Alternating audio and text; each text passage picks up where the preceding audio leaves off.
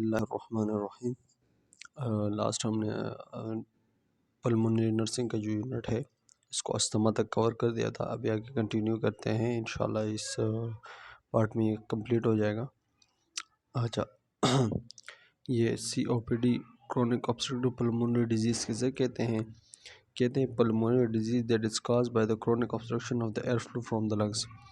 कहते हैं जो लंग्स की तरफ एयर फ्लो जा रहा होता है उसके अंदर जब ऑब्स्ट्रक्शन हो जाती है तो उसके नतीजे में पल्मोनरी डिजीज़ होती है। मतलब क्रोनिक पल्मोनरी डिजीज़ जो होती है वो लंग्स की तरफ जो एयर फ्लो जा रहा होता है उसके अंदर जब ऑब्स्ट्रक्शन आ जाती है, प्रॉपर एयर अंदर की तरफ नहीं जा पा रहा हो नहीं जाता है, तो इस कंडीशन को हम क्या कहते हैं? क्रोनिक पल्मोनरी ऑब्स्ट्रक्टिव डिजीज़ कहलाई जाती है। ठीक है। अच्छा, फिर क्या कहते हैं कि ये characterized by the long term of inflammation and scarring in the airway which lead to difficulty in breathing and shortness of breath. कहते हैं जब हमारा जो एयरवे होते हैं, मतलब जो हमारा ब्रोंकाई हो गए, ब्रोंक्यूल्स हो गए, इनकी एयरवे हो गए, जब इसके अंदर लंबे वक्त के लिए इन्फ्लेमेशन हो जाए या कि इसके अंदर स्कारिंग, दरारें वगैरह या निशान वगैरह हो जाए, स्कारिंग वगैरह हो जाए, जिसके नतीजे में क्या होता है? सांस लेने में डिफ़िकल्टी हो रही होती है, प्रॉपरली हम सांस नहीं ले पा रहे होते। ठीक है। अच्छा, type of chronic obstructive pulmonary disease के टाइप कौन कौन से हैं? दो टाइप हैं, एम्फीसीमा और क्रोनिक ब्रोंकाइटिस। एम्फीसीमा कहते हैं पिंक पफर, इसमें हमारी जो बॉडी होती है पिंक हो जाती है। क्यों होती है? Alveoli lose their ability to inflate and deflate due to the inflammation response in the body। कहते हैं जब हमारे जो लंग्स के अंदर एल्वुलाई होते हैं उनकी जो एबिलिटी होती है इन्फ्लेट और डिफ्लेट, मतलब उनके जो फूलने की और ख़ाली होने की जो एबिलिटी होती है, जब वो लूज़ हो जाती है, ख़राब हो जाती है, तो उस कंडीशन को हम क्या कहते हैं? एम्फीसीमा कहलाई जाती है। और इसमें हमारे बॉडी क्या हो जाती है? पिंक पफर जैसी पिंक वगैरह पड़ जाती है। ठीक है। अच्छा, क्रोनिक ब्रोंकाइटिस किसे कहते हैं? ब्लू ब्लोएटर्स। इसमें हमारी बॉडी क्या हो जाती है? ब्लू कलर की हो जाती है। क्यों होती है? Is a disease of the airway a define is the presence of cough and sputum production for the last 3 months and in each 2 consecutive years। कहते ये क्रोनिक ब्रोंकाइटिस जो होती है ये हमारी एयरवे की डिजीज़ है। किस चीज़ की? एयरवे हमारा कौन सा होता है? ब्रोंकाई अगर ब्रोंकुल्स, ये इस एयरवे की डिजीज उस हमारे ब्रोंकाइल जो ब्रोंक्यूल्स जो होते हैं या ब्रोंकाई, उसके अंदर जब इन्फ्लेमेशन आ जाए तो उसको ब्रोंकाइटिस कहलाया जाता है। ये हमारी एयरवे की डिजीज़ होती है और इसमें जब अगर हमें ब्रोंकाइटिस हो जाता है तो इसमें क्या होता है? हमारा क्या होता है? कफ खांसी होती है और स्प्यूटम जो होता है बलगम, इसकी प्रोडक्शन हो रही होती है 3 से 4 महीने तक, 3 महीने तक ये खांसी वगैरह या इसकी जो प्रोडक्शन वगैरह हो रही होती है और फिर 2 सालों तक ये कंसेक्टिव ईयर्स ये चलती रहती है। इस कंडीशन में जब ये कंडीशन हो जाता है तो प्रॉपरली एयर हमारे लंग्स पे नहीं पहुंचेगा, जिसके नतीजे में हमारी बॉडी जो होती है ब्लू कलर की हो जाती है या साइनोस वगैरह जिसे हम कहते हैं उस तरह की हो जाती है। तो इन दोनों में डिफरेंस आप जहन में ये रखना कि एम्फीसीमा में हमारी बॉडी पिंक हो जाती है और ब्रोंकाइटिस में हमारी बॉडी ब्लू मतलब साइनोस टाइप हो जाती है। क्रोनिक ब्रोंकाइटिस या ब्लू ब्लू ब्लू ब्लोएटर्स किसे कहते हैं? ठीक है, वही the name blue bloaters is due to the sinus from the hypoxia and the bleeding from the oedema and increase the lungs volume and bleeding. अच्छा, कहते हैं the bleeding is the form of effect of the lungs in disease in heart which is the cause of the right side of the heart.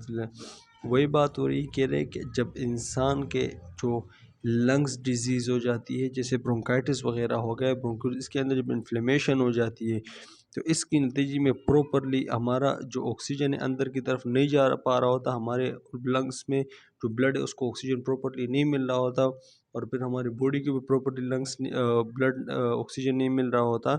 इसके नतीजे में हमारी body hypoxia condition में चली जाए। हाइपोक्सिया किसे कहते हैं? जब बॉडी के अंदर ऑक्सीजन कम हो जाता है, हाइपोक्सिया जब हो जाती है इसकी वजह से इंसान साइनोसिस हो जाता है, ब्लू कलर का हो जाता है।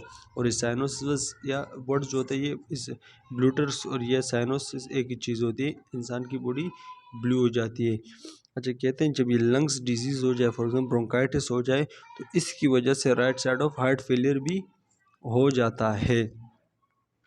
The chronic bronchitis, the bronchioles become a damage, lead to thick and swollen accompanied by the more sputum production। ये ध्यान में रखना, जब ब्रोंकाइटिस होगा तो उससे ज़्यादा कफ और स्प्यूटम की प्रोडक्शन होगी। जब स्प्यूटम की प्रोडक्शन ज़्यादा होगी तो उसके नतीजे में क्या होगा, हमारे जो ब्रोंक्यूल्स होते हैं ये क्या होते हैं, ये थिक हो जाते हैं, स्वेलन हो जाते हैं, जिसकी वजह से ये डैमेज हो जाते हैं। ठीक है, ये क्रोनिक ब्रोंकाइटिस में ये कंडीशन होती है, जिसमें जब वो लीड मोटे हो गए, थिक हो गए, स्विलन हो गए और ज़्यादा स्पूटम की प्रोडक्शन हो गई, तो इसके नतीजे में क्या, person enable to exhale, so when a person take another breath in at will increase their air volume lead to hyperinflation. कहते हैं इसमें क्या होता है, पर जो इंसान है वो प्रॉपरली एक्सेल नहीं कर पा रहा था, जो ऑक्सीजन अंदर नहीं ले रहा होता वो प्रॉपरली एक्सेल भी नहीं पा रहा था, तो फिर इंसान क्या कहते हैं, ज़ोर से जल्दी से सांस ले रहा होता है कि अपने जो इंटरनल इसका जो ऑक्सीजन है ब्रीथिंग उसको नॉर्मल करने के लिए। जब ज़्यादा ऑक्सीजन वो ले रहा होता है और प्रॉपरली जा नहीं पा रहा होता और अंदर से प्रॉपरली ऑक्सीजन निकल नहीं पा रहा, तो उसकी वजह से जो लंग्स की जो होती है हाइपर इन्फ्लेंट हो जाती है, उसका जो वॉल्यूम होता है वो फुल जाता है। Low oxygen and more carbon dioxide lead to cyanosis, क्योंकि अभी देखो प्रॉपरली ऑक्सीजन अंदर नहीं जा रहा हो रहा और अंदर कार्बन डाइऑक्साइड प्रॉपरली निकल नहीं पा रहा, तो कार्बन डाइऑक्साइड की लेवल अंदर ज़्यादा हो जाएगी और ऑक्सीजन की कम, जिसकी वजह से इंसान साइनोसिस मतलब ब्लू हो जाता है, ब्लू की तरफ चला जाता है। ठीक है, अच्छा आगे कहते हैं एम्फेसीमा पिंक पफर। एम्फेसीमा में क्या होता है, हमारी बॉडी पिंक वगैरह की तरह होती है। एम्फेसीमा में हमने लास्ट में पढ़ा था कि इसमें हमारी जो एल्वुलाई के तेलियाँ होती है वो प्रॉपरली इन्फ्लेंट और डिफ्लेट वाली एबिलिटी लूज हो जाती है, जिसकी वजह से इंसान पिंक पफर हो जाता है। इस कंडीशन में एम्फेसीमा कहला जाते हैं। फिर भी पढ़ लेते हैं, with the name come from the hyper ventilation. Hyper ventilation कहते हैं ज़ोर से जल्दी सांस लेने को हाइपर वेंटिलेशन कहला जाती है। It comes from the hyperventilation, puffing and breathe and pink complex. इसमें क्या होते हैं, जल्दी सांस भी लेते, ब्रीथ भी लेते और पिंक कॉम्प्लेक्स हो जाते हैं। They maintain the rate normal oxygen level to the repeat breathing. Emphysema में क्या होता है, जो कंडीशन पेशेंट होता है वो जल्दी हाइपर वेंटिलेशन को ज़्यादा जल्दी सांस लेता है।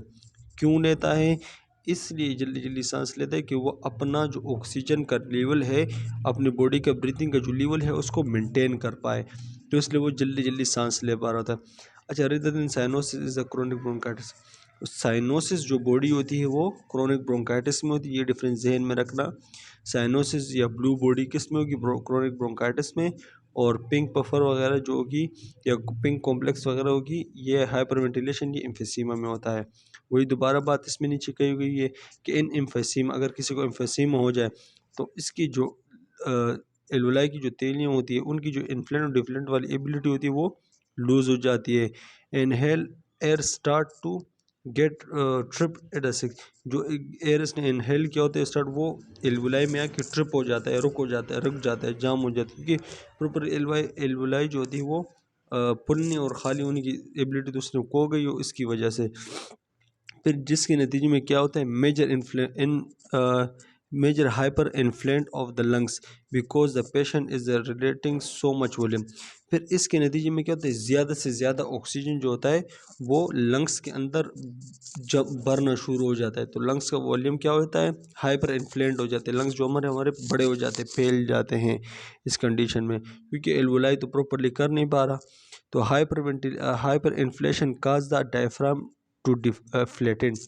हमारा जो डायफ्राम होता है नॉर्मल, जब हम सांस लेते हैं डायफ्राम हमारा डूम शेप का होता है, तो इस हाइपर इन्फ्लेशन जब लंग्स बहुत ज़्यादा फूल जाए तो उसके नतीजे में डायफ्राम क्या हो जाता है, वो फ्लैटेन फैल जाता है, नीचे की तरफ फैल जाता है। अच्छा, in order to fully exhale the patient start to hyperventilation and use the accessory muscle lead to the paralysis. अगर हम इस पेशेंट को कहते हैं कि आप फुली एक्सेल करो, पूरे का पूरे जो सांस है अंदर वो निकालो, अगर वो एक्सेल करता है तो फिर पेशेंट करता है हाइपर वेंटिलेशन, फिर ज़ोर से सांस लेता है, और ज़ोर सांस लेने के लिए वो क्या करेगा, उसके जो एसेसरी मसल्स होते हैं जो सांस लेने में मदद करते हैं वो क्या होंगे, वो उसके यूज़ होंगे। जब वो यूज़ होंगे तो उसका चेस्ट जो बैरल चेस्ट होगा। बैरल चेस्ट मतलब उसका चेस्ट जो होता है वो निकल जाएगा। सब सांस ज़्यादा से ज़्यादा लेगा तो उसके वो मसल्स यूज़ होंगे तो वो चेस्ट ऐसे बाहर की तरफ उभरा हुआ नज़र आएगा। तो ये भी जहन में रखना कि भाई बैरल चेस्ट जो होता है वो एम्फीसेमा कंडीशन में होता है। ठीक है। साइन सिम्टम की अगर हम बात करते हैं तो क्रोनिक ब्रोंकाइटिस के साइन सिम्टम क्या होंगे? बिग ब्लू स्किन हो जाएगी, साइनोसिस हाइपोक्सिया की वजह से, long term chronic cough and sputum, ये जहन में रखना। Unusual lead to sound and crackles and wheezing, जब वो मुख्तलिफ किस्म के सीने से उसके साउंड वगैरह आएंगे। और oedema and peripherally due to the cor pulmonale. अच्छा, एम्फीसेमा में क्या होता है? पिंक बफर हो जाती है बॉडी। ठीक है। पिंक स्किन हो जाती है, पुश लिप एंड ब्रीथिंग। ठीक है। और increase the chest, barrel chest, मैंने आपको बताया था एम्फीसेमा में बैरल चेस्ट हो जाता है। और नो कोरोनिक कफ, कोई कफ वगैरह नहीं होगा। ठीक है। अच्छा, अभी क्या है, ये कुछ डिफरेंस है किस चीज़ में, इन दोनों में क्रोनिक ब्रोंकाइटिस है और एम्फीसेमा में थोड़े बहुत डिफरेंस वगैरह बताए गए हैं। माइल्ड डिसिप्निया होगा। ठीक है, क्रोनिक ब्रोंकाइटिस में। और वहाँ पर कोई डिसिप्निया डेट में भी सीवियर भी हो सकता है। यहाँ पर कफ होगी, प्रोडक्शन वहाँ नहीं होगी। साइनोसिस होगा, एम्फीसेमा में साइनोसिस नहीं होता। और रेस्पिरेटरी इन्फेक्शन कॉमन होता है, यहाँ पर respiratory infection infrequent respiratory infection होता है। और ये 40 साल से ऊपर के जो लोग होते हैं उनको ये क्रोनिक ब्रोंकाइटिस के चांसेस है। और यहाँ पर 50 साल के जो ज़्यादा उम्र लोग हैं तो उसको एम्फीसेमा के चांसेस होते हैं। बस ये थोड़े से डिफरेंस है इसमें। अच्छा, nursing intervention of for COPD की बात करते हैं। एडमिनिस्ट्रेशन कहते हैं oxygen is the prefer the low amount of 1 to 2 litre. अब अगर उसको ऑक्सीजन की ज़रूरत हो तो 1 से 2 लीटर पे हम उसको ऑक्सीजन स्टार्ट कर देंगे। कीप ऑक्सीजन की सिचुएशन को हम मेंटेन रखेंगे। या 82 to 93 हो तो उसको हम मेंटेन रखेंगे। ठीक है। और फ्लूइड मैनेजमेंट करेंगे। और परफॉर्म करते हैं history and physical examination, assess the clinical respiratory status वगैरह उसको चेक करेंगे। और रेस्पिरेटरी मैनेजमेंट वगैरह करेंगे उसके। ठीक है। Monitor oxygen situation level, breathing pattern, pulse rate, chest sound में नीड सक्शन। चेस्ट साउंड की कोई साउंड वगैरह उसको आ रही है सिक्रेशन वगैरह की तो हम उसको क्या करेंगे, सक्शनिंग वगैरह करेंगे। और रेस्पिरेटरी रेट के डीप वगैरह भी चेक करेंगे। और लंग्स फंक्शन वगैरह चेक करेंगे। मेडिकेशन जो होती है ब्रोंको डायलेटर्स, नाम से पता चल जाता है ये वो ड्रग्स होती है जो ब्रोंकाई को डायलेट कर देती है। जब ब्रोंकाई डायलेट हो तो प्रॉपर एयर क्या होगा, हमारे लंग्स की तरफ जाएगा, नॉर्मल ब्रीथिंग होगी। ठीक है। अच्छा, एंटीकोलिनर्जिक ड्रग्स जो होती है ये इन्फ्लेमेशन को रिड्यूस करती है। जो हमारी एयरवे है, एयरवे के अंदर कोई इन्फ्लेमेशन हो तो उसको रिड्यूस करने के लिए एंटीकोलिनर्जिक ड्रग्स देते हैं। और में इज जब एयरवे के अंदर इन्फ्लेमेशन कम होगी तो सांस लेने में आसानी होगी। और कोर्टिकोस्टेरॉइड भी सेम काम करती है, ये भी एयरवे के अंदर इन्फ्लेमेशन तो उसको रिड्यूस करेगी और सांस लेने में आसानी करेगी। अच्छा, ARDS acute respiratory distress syndrome. Acute respiratory distress syndrome क्या होता है? It is a type of the respiratory failure that occur when the capillary membrane that is surrounding their alveoli can become a damage which cause a fluid lead into the alveoli। कहते हैं ये जो ARDS जो होता है acute respiratory distress syndrome, इसमें क्या होता है, इसको हम कहते हैं ये एक टाइप ऑफ रेस्पिरेटरी फेलियर है। क्या है? टाइप ऑफ रेस्पिरेटरी फेलियर है। ये कब होता है? जो हमारे एल्वोलाई होते हैं इसके सराउंडिंग में कैपिलरी मेम्ब्रेन होते हैं। जब वो कैपिलरी मेम्ब्रेन डैमेज हो जाते हैं तो उस कैपिलरी मेम्ब्रेन के अंदर जो फ्लूइड होता है वो जब हमारे एल्वोलाई के अंदर आके लीक हो जाता है, एल्वोलाई के अंदर आके भर जाता है, तो इस कंडीशन को हम क्या कहते हैं? एक्यूट रेस्पिरेटरी डिस्ट्रेस सिंड्रोम कहलाया जाता है। काजेस क्या होता है? ये इनडायरेक्ट भी काज होता है और डायरेक्टली इंजरी और इनडायरेक्टली दोनों इंजरी की वजह से काज हो सकता है। अगर जो कैपिलरी होती है, मेम्ब्रेन होते हैं एल्वोलाई के सराउंडिंग, वो अगर डायरेक्ट या इनडायरेक्ट किसी भी इंजरी की वजह से डैमेज हो जाए तो उसकी वजह से ये हो जाता है। इनडायरेक्ट क्या क्या होता है? कहते हैं कि इनडायरेक्ट की बात करें, सिप्सिस वगैरह हो गए, ये इनडायरेक्ट है। Most common of their is a very poor in prognosis if the patient has a gram negative bacteria. अगर किसी इंसान को ग्राम नेगेटिव बैक्टीरिया वगैरह है और कोई ऐसी जरासीम वगैरह है उसकी वजह से अगर उसे कैपिलरीज वगैरह डैमेज हो गई, उससे फ्लूइड एल्वुलाई के अंदर चला गया तो उसको भी हम ये कहते हैं, ठीक है। और बर्न्स जलने की वजह से और ब्लड ट्रांसफ्यूजन ज़्यादा, मल्टीपल ब्लड ट्रांसफ्यूजन की वजह से अगर वो कैपिलरी मेम्ब्रेन डैमेज हो जाए उसकी वजह से भी हो सकता है। Inflammation of the pancreas, pancreatitis, pancreas की इन्फ्लेमेशन की वजह से भी हो जाए तो उसकी वजह से भी हो सकता है। ड्रग्स ओवरडोज, ऐसे कोई पेशेंट हो ज़्यादा ड्रग्स ओवरडोज वगैरह इस्तेमाल कर ले तो उसकी वजह से भी उसको ये जो डिजीज़ होती है ये हो सकती है, इसको हम रेनल फेलियर भी कहते हैं, अच्छा, या रेस्पिरेटरी फेलियर भी कहते हैं। अच्छा, डायरेक्ट फ्लू क्या होता है भी, अगर किसी को नमूनिया हो जाए, उस नमूनिया की वजह से उसके जो कैपिलरीज मेम्ब्रेन है एल्वुलाई के सराउंडिंग में वो डैमेज हो जाए तो उसकी वजह से भी उसको हो सकता है ये ARDS हो सकता है, एक्यूट रेस्पिरेटरी डिस्ट्रेस सिंड्रोम ये हो सकता है। और इनहेलेशन ऑफ और इंस्पायरेशन कहते हैं कि जब हमारा जो स्टमक का जो कंटेंट है वो आके लंग्स के अंदर चला जाए उसकी वजह से भी हो सकता है। कोई टॉक्सिक सब्सटेंस वगैरह इनहेल कर ले उसकी वजह से भी, इन चीज़ों की वजह से एम्बोलिज्म वगैरह से की वजह से भी हो सकता है, जो ब्लड क्लॉट बन जाए और लंग्स के अंदर, उसकी वजह से सराउंडिंग में कैपिलरीज के अंदर जो कैपिलरीज वो डैमेज हो जाए तो उसकी वजह से भी हो सकता है। पैथोफिजियोलॉजी की अगर हम बात करते हैं, एग्जिडेटिव, इसके 3 फेस होते हैं। एक एग्जिडेटिव फेस, दूसरा होता है पॉलीफेरेटिव फेस, तीसरा होता है फिब्रियोटिक फेस।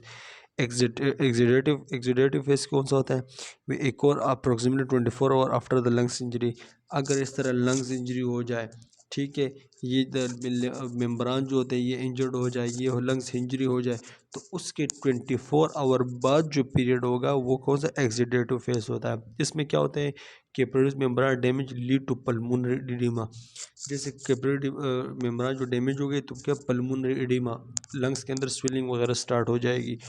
क्यों होगी, क्योंकि अंदर फ्लूइड वगैरह लंग्स के अंदर आना स्टार्ट हो जाएगा। Fluid, protein and substance leak into the interstitial and alveoli, जो हमारे इंटरस्टिशियल स्पेस है उसमें और एल्वुलाई की जो तेल है उसके अंदर जो कैपिलरीज के अंदर जो फ्लूइड वगैरह था वो सारा आना शुरू हो जाएगा।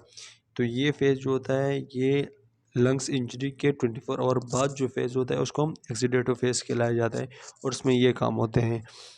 प्रोलिफेरेटिव फेज़ क्या होता है, एक और अबाउट 24 और 14 डेज आफ्टर द इंजरी, जब इंजरी हो जाती है, लंग्स इंजरी हुई तो उसके 14 दिन बाद जो फेस होता है उसको हम प्रोलिफेरेटिव फेस कहलाते हैं। इसमें grow and reproductive new cell quickly, इसमें जो जो नुकसान हुआ होता है तो वो दोबारा से रिपेयर होना स्टार्ट हो जाता है इस प्रोलिफेरेटिव फेस में।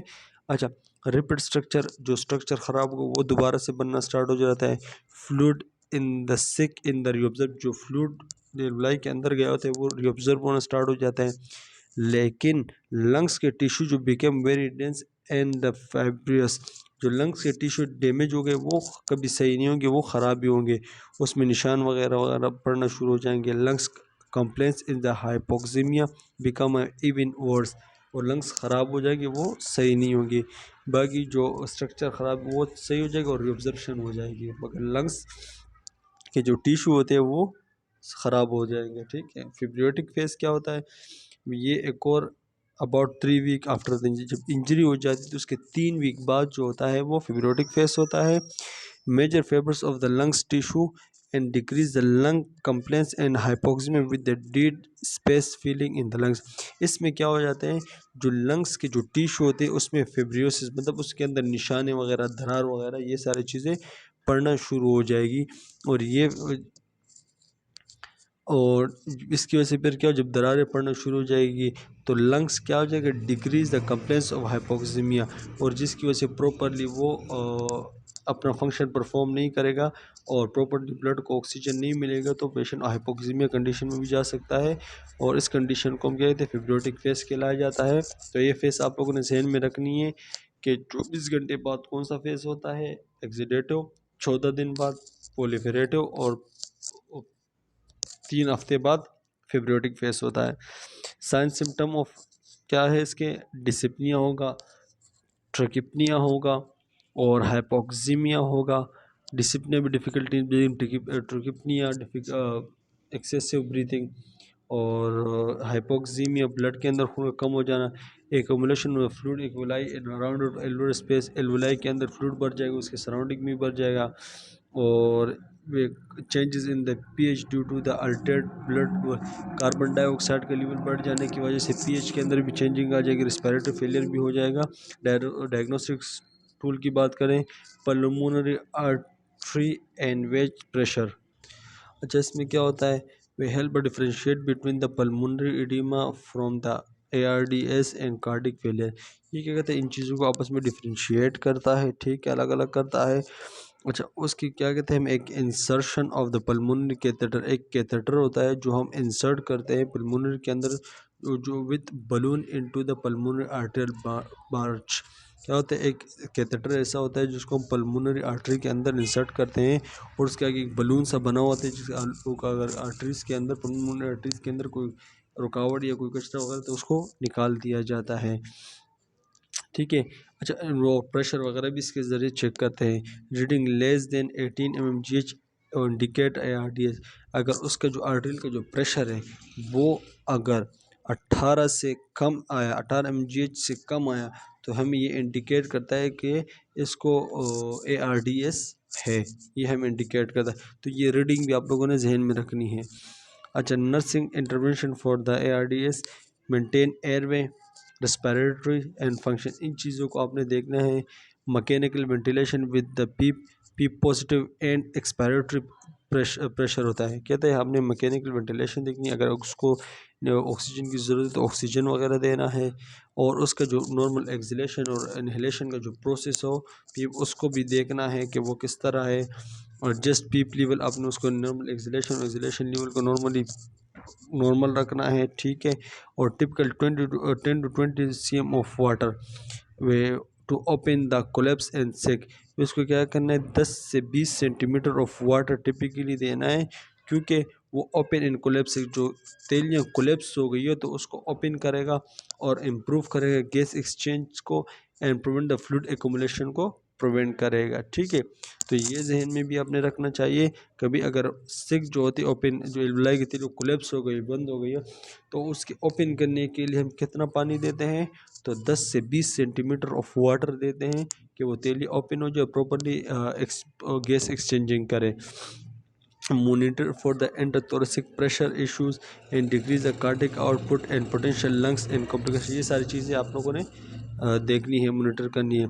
अच्छा, एबीजीज देखना है, अगर डॉक्टर ने कहा कि इसके एबीजीज वगैरह करें तो आप लोगों ने एबीजीज करने, आर्टरी ब्लड गैसेज जिसे कहते हैं, regularly assess the blood gases level to the evaluate oxygen and acid base balance. आपने उसमें ऑक्सीजन का लेवल चेक करना है और एसिड बेस बैलेंस को देखना है। और positioning for the respiratory function को कैसे आप लोगों को देखना है, prone positioning and turning in patient into their the belly, improve the oxygen level by the elevating the pressure on the back of lungs, or facilitate the drainage and area increasable in the supine position, aids and perfusion and ventilation, secretion movement and the atelectasis and prevention. ये सारी चीज़ें आपने करनी है भाई, function क्या respiratory function को आप लोगों ने इम्प्रूव करवाना है, ठीक है। किस तरह उसको, आपको ऑक्सीजन उसको इम्प्रूव करवानी है, ठीक है, उसको बिठा के लगाना है, बैक उसको सपोर्ट करना है, उसके प्रेशर को मेंटेन करना है, और उसको फैसिलिटेट करना है, उसके ड्रेनेज वगैरह जो होती है उसको देखना है, और सब चीज़ों को आप लोगों ने प्रॉपरली देखना होता है। अच्छा, प्लूरेसी किसे कहते हैं, कहते हैं pleurisy the inflammation of the pleural membrane that occur as the complication of the various lungs disease like pneumonia and the tuberculosis। कहते हैं जब हमारे प्लूरल मेम्ब्रान जो होती है, प्लूरल जूलियर द प्लूरल मेम्ब्रान, इसके अंदर जब इन्फ्लेमेशन आ जाए तो इसको प्लूरेसी कहलाई जाती है। और ये इन्फ्लेमेशन क्यों आती है, मुख्तलिफ लंग्स डिजीज़ की वजह से, मुख्तलिफ लंग्स के जो मसले उसकी वजह से ये इन्फ्लेमेशन हो जाती है, जैसे कि नमूनिया या ट्यूबरक्लोसिस किसी इंसान को हो जाए तो उसके नतीजे को, ये तो, और नमूनिया और ट्यूबरक्लोसिस जो होते हैं ये तो लंग के डिजीज़ है लंग्स के, तो इसकी वजह से क्या होता है, जो प्लूरल मेम्ब्रान होती है लंग्स की वो क्या हो जाती है, वो इन्फ्लेमेशन हो जाती है, जिसको हम प्लूरेसी कहलाए जाते हैं। अच्छा, may also develop from the injury to tumour information. अच्छा, ये इसके साथ साथ इंजरी वगैरह या ट्यूमर वगैरह हो जाए तो उसकी वजह से भी आपको प्लेरिसी हो सकती है। अच्छा, pleurisy is extremely painful and sharp and stabbing pain accompanies each inspiration. कहते हैं अगर किसी को प्लेरिसी हो जाए तो उसमें क्या होता है, जब इंसान सांस लेता है तो उसको बहुत ज़्यादा दर्द महसूस होता है और इसे छुपने वाला दर्द महसूस होता है। The pain may be stem from the excessive insufficient pleural fluid. ये पेन जो होता है या बहुत ज़्यादा प्लूरल जो फ्लूइड है उसके बढ़ जाने की वजह से भी होता है, या जो प्लूरल फ्लूइड है वो बिल्कुल कम हो जाने की वजह से भी ये पेन होता है। ठीक है। अच्छा, अब फिर क्या कहते हैं, कोई पस वगैरह जमा जाए, प्लूरल जो स्पेस उसके अंदर पस वगैरह ज़्यादा जमा जाए, ब्लड है या कोई और चीज़ ऐसे लंग्स के अंदर जम जाए तो उसकी वजह से भी ये पेन होता है। Way it is a treat with antibiotics and heat and application and a bed rest. और इस पेन को या इस प्लूरिसी को, इन्फ्लेमेशन को हम कम किस के ज़रिए कर सकते हैं, एंटीबायोटिक के ज़रिए, और पेशेंट को रेस्ट करने के ज़रिए इसको कम कर सकते हैं। नेमोथोरेसिक किसे कहते हैं, कहते is a abnormal collection of air और gas in the pleural space separating the lungs from the chest wall which may be interfere with the normal breathing।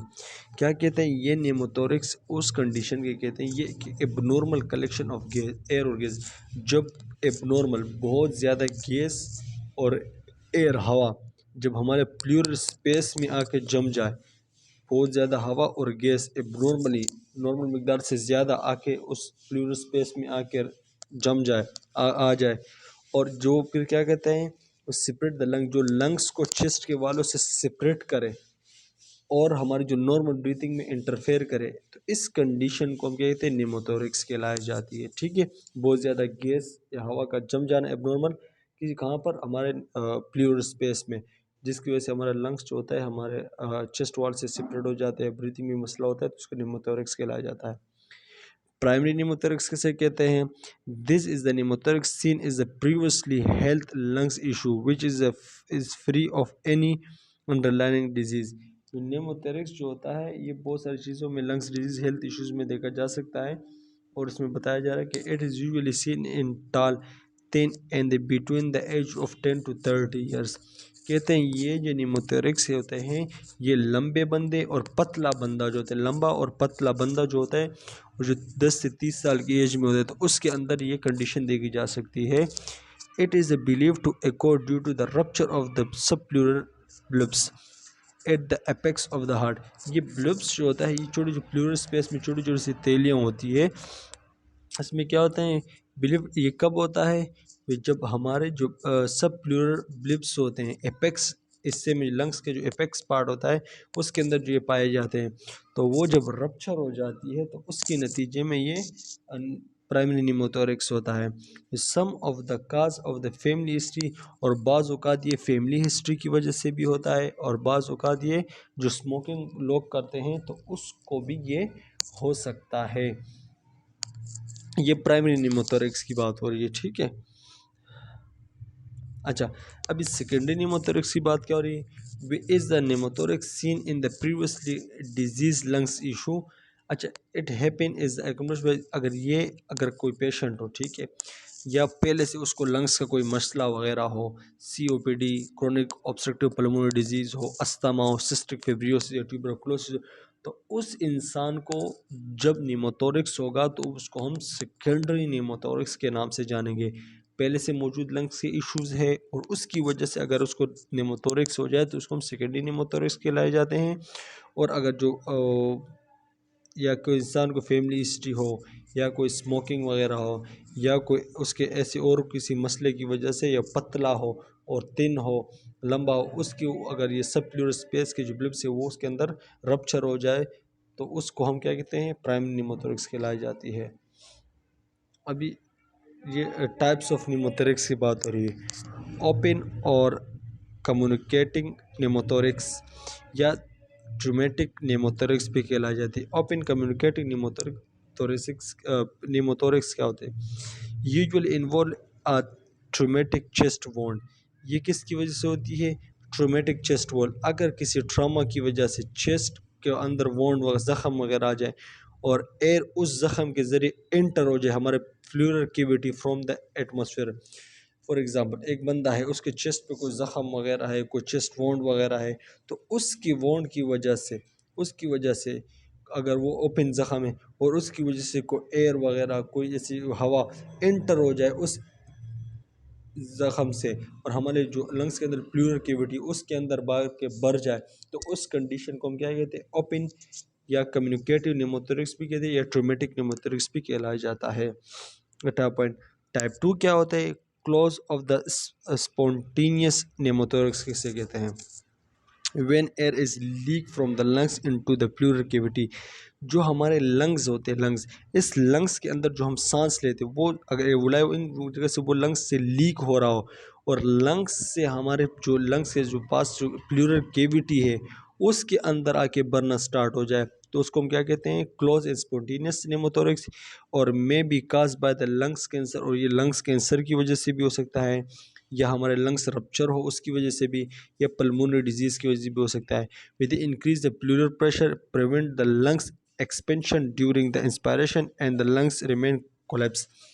क्या कहते हैं क्लोज स्पॉन्टेनियस या क्लोज निमोथोरिक्स या स्पॉन्टेनियस निमोथोरिक्स। जब हमारे लंग्स जो होते हैं वो जो उसको हम एयर दे रहे हैं वो अगर वो अंदर लंग्स से एयर लीक हो रही हो और हमारे लंग्स से जो सराउंडिंग में इधर प्लूरल स्पेस है उसके अंदर लंग हवा भरना स्टार्ट हो जाए, तो उसको हम क्लोज या स्पॉन्टेनियस निमोथोरिक्स भी कहते हैं।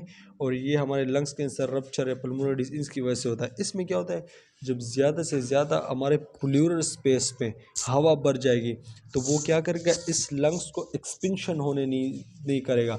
ज़्यादा से ज़्यादा हवा होगी तो इस लंग्स को प्रॉपरली एक्सपेंशन मतलब खुलने नहीं देगा, कि प्रॉपरली सांस लेने नहीं देगा। जब हम इन्हेलेशन करेंगे सांस अंदर जाएगी तो हमारे लंग्स तो खुलते हैं ना, तो जब प्लूरल स्पेस में हवा बढ़ेगी तो लंग्स प्रॉपरली ओपन नहीं होंगे, जिसके नतीजे में फिर लंग्स क्या हो जाते हैं, कोलैप्स हो जाते हैं।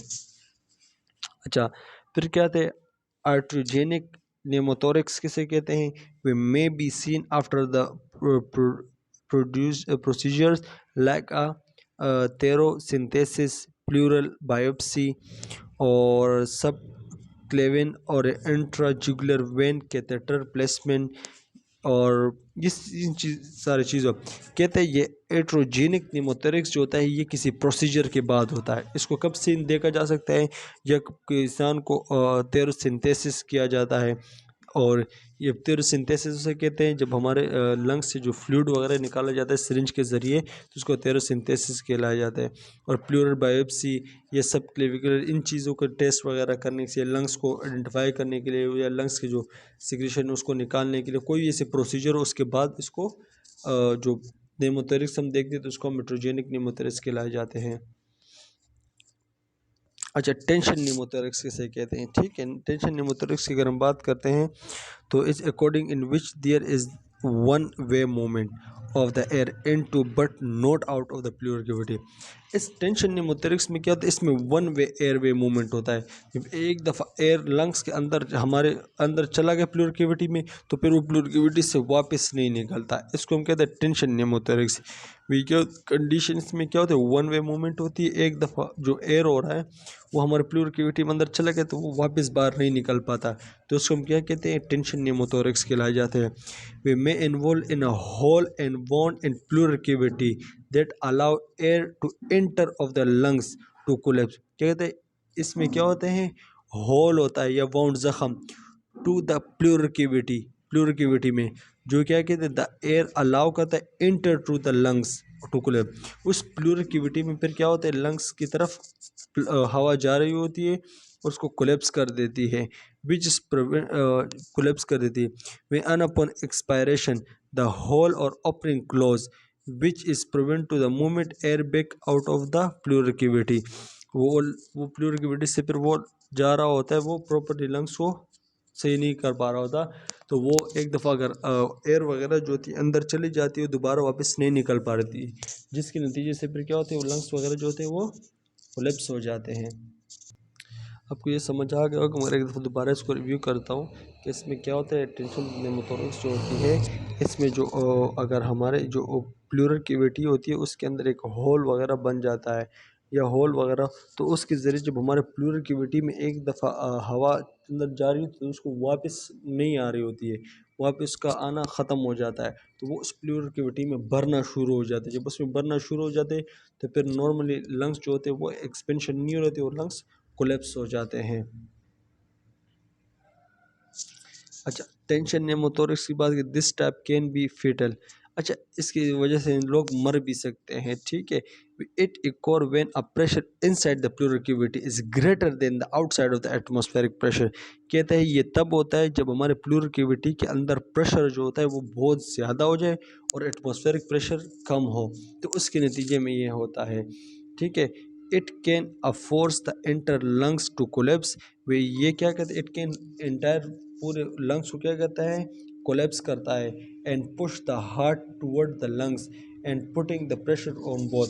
और ये क्या करता है, जब लाजमी बात है, जो कैविटी है प्लूरल कैविटी उसके अंदर फ्लूइड बहुत हवा बहुत ज़्यादा जब भर जाता है तो क्या कहते हैं वो ज़ोर लगाता है लंग्स के ऊपर, तो लंग्स कोलेप्स हो जाते हैं और उसकी वजह से हार्ट को भी इशू पड़ता है, हार्ट पर भी प्रेशर पड़ता है। तो जब ये टेंशन नेमोथोरिक्स जो होती है इसकी वजह से हार्ट और लंग्स दोनों पर इफेक्ट पड़ता है। अच्छा, इसकी मैनिफेस्टेशन की बात करते हैं, ठीक है। कहते हैं मैनिफेस्टेशन ऑफ नेमोथोरिक्स क्या होंगे, ट्रकिपनिया होगा, डिसिपनिया होगा, रेस्टलेसनेस होगा, एनजाइटी, ट्रकिकार्डिया, साइनोसिस, ये सारी चीज़ें वगैरह होगी इनको, ठीक है। और ट्रीटमेंट ऑफ द नेमोथोरिक्स की बात है, removal of air from the pleural cavity with the needle और चेस्ट ट्यूब। इसका एक ही ट्रीटमेंट है, जो प्लूरल कैविटी में हवा भर जाती है उस हवा को निकालना होगा, चाहे निडल के ज़रिए चाहे चेस्ट ट्यूब के ज़रिए, एक ही ट्रीटमेंट इसके। Repair of the trauma and closure of the opening into the pleural cavity. जो प्लूरल कैविटी के अंदर जो होल वगैरह बना हुआ है जिसकी वजह से रप्चर हो गया, तो उस होल को उसको प्रॉपरली क्लोज करने के दोबारा हवा ना भरे। नर्सिंग इंटरवेंशन की बात करते हैं फॉर नेमोथोरिक्स, मॉनिटर ब्रीथिंग वगैरह उसकी मॉनिटर करनी है, ठीक है। आप लोगों ने equal sound of both side देखना है, ठीक है। और हार्ट रेट देखना है, blood pressure, oxygen saturation, patient for the breathing, ये सारी चीज़ें आप लोगों ने देखनी है। Assess for the air leak in the system, keep it source. आप अगर उसको ट्यूब वगैरह लगी हो तो वो एयर वगैरह तो लीक वगैरह नहीं हो रही, इन सारी चीज़ों को आप लोगों ने देखना होता है, ठीक है। अच्छा, यहाँ पर एक एंड में एक वर्ड्स लिखा है, keep HOB of the bed elevate and Fowler position. अगर इसको टेंशन ने मतलब इसका पेशेंट है तो उसको फ्यूलर पोजीशन आप लोगों को देनी होगी कि वो सांस प्रॉपरली वो कर सके। और एटिलेक्टेसिस किसे कहते हैं, एटिलेक्टेसिस या कोलेप्स, लंग्स का कोलेप्स हो जाना या एटिलेक्टेसिस हो जाना, एक ही बात है। वे incomplete expansion of the lungs and collapse of the previously inflate and lungs substance. कहते हैं वे इनकम्प्लीटली एक्सपेंशन, जब लंग्स प्रॉपरली एक्सपेंशन कुल नहीं पा रहे होते सांस लेने के दौरान, इनकम्प्लीट ही हो रहे होते हैं, तो इसको हम क्या कहते हैं, कोलेप्स भी कहते हैं। इस कंडीशन को हम क्या कहते हैं, एटिलेक्टेसिस या कोलेप्स भी कहलाई जाती है।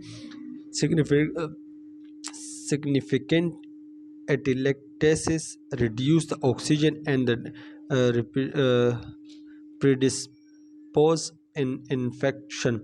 क्या होता है इसमें, क्या होता है जब प्रॉपरली वो एक्सपेंशन नहीं होगी, गैसेस एक्सचेंज नहीं होगी, तो ऑक्सीजन का लेवल भी कम हो जाता है इसकी वजह से। टाइप ऑफ एटिलेक्टेसिस की बात करें, एक रिजॉर्प्शन एक एटिलेक्टेसिस, एक होता है कंप्रेशन एटिलेक्टेसिस, एक होता है सेंट्रक कंट्रक्शन एटिलेक्टेसिस कहलाया जाता है, ठीक है। अभी हम पढ़ते हैं टाइप 1 रिसॉर्प्शन एटिलेक्टेसिस क्या होता है। They result from the complete obstruction of the airway and the obstruction of the airway and absorption of entire air। we obstructive can cause by, क्या होता है इस कंडीशन में, क्या होता है जो हमारे एयरवे होते हैं, जो हमारे एयरवे रास्ते होते हैं ब्रोंकाई या ब्रोंकुल, वो क्या हो जाते हैं, वो कंप्लीट ऑब्स्ट्रक्शन, उसमें कंप्लीट रुकावट आ जाती है, बिल्कुल ब्लॉक हो जाते हैं, ठीक है। और उसके अंदर जो इंटायर एयर होती है वो भी क्या होती है, ऑब्जर्व हो जाती है, ऑब्स्ट्रक्शन आ जाती है। जब हमारे ब्रोंकाई या ब्रोंक्यूल्स के अंदर प्रॉपर्टी ऑब्स्ट्रक्शन आ जाती है, आप लोग को निशान में नज़र भी आ रहा होगा, प्रॉपर्टी ऑब्स्ट्रक्शन वगैरह आ जाती है, तो इस कंडीशन को क्या कहते हैं, रिसर्प्शन इलेक्टेसिस कहलाया जाता है, ठीक है।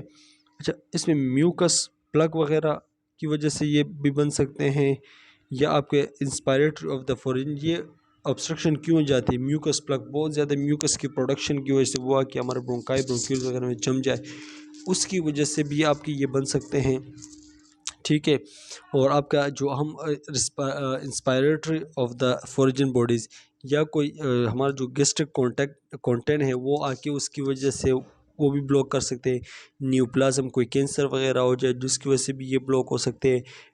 Enlargement of the lymph node की इनलार्जमेंट की वजह से भी ये हो सकता है। The involve of the lungs depend on the level and airway obstruction, the lung volume is the damage and the diminution may be shift toward the electric lungs. इसमें क्या होता है, जो प्रॉपरली जब ब्लॉक हो जाएंगे तो प्रॉपरली हवा अंदर नहीं जाएगी, तो प्रॉपरली लंग्स क्या होंगे, वो खुलेंगे नहीं, प्रॉपरली वो ओपन नहीं होंगे, रिजर्वेशन होगी उसमें। ठीक है। अच्छा, कंप्रेसिव इलेक्टेसिस के क्या कहलाई जाती है, they result whenever the pleural cavity is the partially and completely filled by the fluid blood and tumour air. कहते जो हमारे प्लूरल कैविटी होती है वो जब पार्शली या कम्प्लीटली फिल्ड हो जाए, उसके अंदर जब हवा आ जाती है, ब्लड आ जाता है या कोई ट्यूमर वगैरह हो जाती है, फ्लूइड आ जाता है, तो उसको जिसकी वजह से हमारा लंग्स जो है कंप्रेस हो जाता है। ये नज़र आप आ रहा होगा, ये फ्लूइड वगैरह या कोई भी ऐसी चीज़ वगैरह हो जिसकी वजह से हमारा पूरा लंग्स क्या होता है, कंप्रेस हो जाता है। ठीक है। तो इस कंडीशन को कहते हैं कंप्रेस एटिलेक्टेसिस कहलाई जाती है, जिसकी वजह से हमारा एटिलेक्टेसिस हमने पढ़ा था कि कोलैप्स को कहते हैं। ठीक है। अच्छा, patient with the cardiac failure, इसके अंदर जो पेशेंट कार्डिक फेलियर की तरफ भी जा सकता है, और न्यूप्लाज्म, अच्छा सॉरी, कार्डिक फेलियर की वजह से भी हो सकता है, न्यूप्लाज्म इफ्यूजन की वजह से भी हो सकता है, कोई कैंसर वगैरह हो। ठीक है। और patient with abnormal elevating of the diaphragm and the पेरोटाइटिस of the, अच्छा कहते हैं जो पेरोटिनियम क्लियर होती है उसका इन्फ्लेमेशन हो जाए, तो उसकी इन्फ्लेमेशन की वजह से डायफ्राम जो होता है वो एलिवेट हो जाता है, एबनॉर्मली एलिवेट हो जाते हैं, बढ़ जाता है, उसकी वजह से भी हमारे लंग्स जो होते हैं वो कंप्रेस हो सकते हैं। ठीक है। कॉन्ट्रैक्ट इलेक्टेसिस क्या होता है, will locally and generalized fibriotic changes in the pleural or lungs preventing full expand of the lungs। कहते हैं लोकली या पूरी जर्नलाइज, पूरी की पूरी लंग्स जिसके अंदर चेंजेस आ जाती है, उसके प्लूरल और उसके अंदर चेंजिंग आती है और वो प्रॉपरली लंग्स को एक्सपेंशन होने नहीं दे रही होती है, तो इस कंडीशन को क्या कहलाया जाता है, कॉन्ट्रक्शन इलेक्टेसिस कहलाई जाती है। आप लोग को नजर होगा ये पूरा लंग है, इसमें जो लंग्स की ये पूरा हिस्सा, इसको क्या कहता है, इसको कॉन्ट्रैक्ट कर दिया है, प्रॉपरली वो एक्सपेंशन नहीं हो रहा, तो इस कंडीशन को कहते हैं कॉन्ट्रक्शन इलेक्टेसिस कहलाई जाती है। और अच्छी मैनिफेस्टेशन क्या है इसकी, डिसिप्निया होगा, कफ होगा, रिड्यूस गैस एक्सचेंजेस होगी। Treatment removal of airway blocking, जो एयरवे ब्लॉकिंग हुई है तो उसको आप लोगों ने रिमूव करवाना होगा। Removal of the air blood fluid tumour and, ये जो भी चीज़ की वजह से हुआ तो आप लोगों ने उस चीज़ को ख़त्म कर देना है। ये पीपीटी यहाँ पर हो गई कंप्लीट इंशाल्लाह। आई होप आप लोगों को समझ आ गया होगा। बेस्ट ऑफ लक, इनको इंशाल्लाह देख लेना और कवर हो जाएगा आपको इंशाल्लाह।